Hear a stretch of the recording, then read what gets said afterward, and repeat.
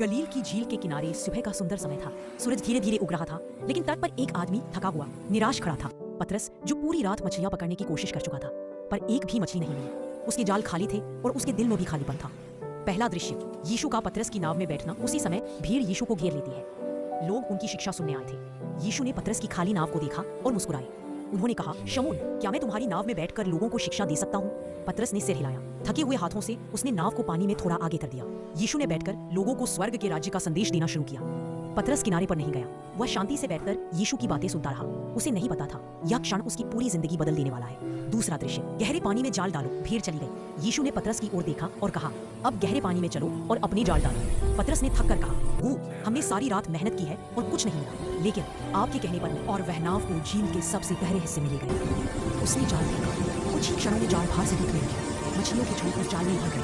पतरस हैरान हो गया। उसने दूसरे साथियों को इशारा किया, आओ मदद करो। दोनों नावें इतनी मछलियों से भर गई कि डूबने लगी। पतरस का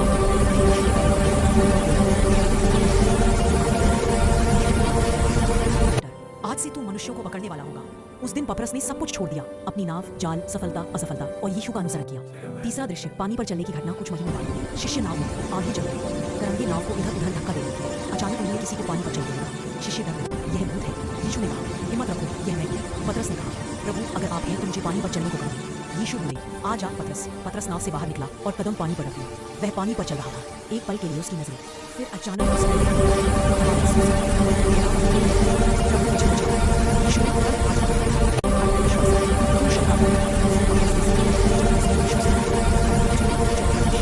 टूटना और पुनर्स्थापन। यीशु की गिरफ्तारी की रात पतरस डर गया और 3 बार बोल दिया, मैं उसे नहीं जानता। मुर्गे की आवाज आई। पतरस को यीशु की बात याद आई। उसका दिल टूटा। वह बाहर जाकर कड़वे आंसू बहाता रहा। कुछ दिन बाद यीशु पुनर्जीवित होकर प्रकट हुए और एक सुबह गलील की झील पर वही घटना दोबारा हुई। एक और अद्भुत मछली पकड़ चमत्कार। पतरस ने दूर से यीशु को तट पर देखा और पानी में कूदकर उनसे मिलने दौड़ पड़ा।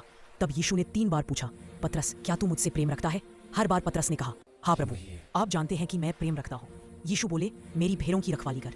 यह यीशु की माफी, प्रेम और नई शुरुआत का क्षण था। पतरस अब पहले से कहीं ज्यादा मजबूत हो चुका था। अंतिम दृश्य, मछुआरे से महापुरुष बनने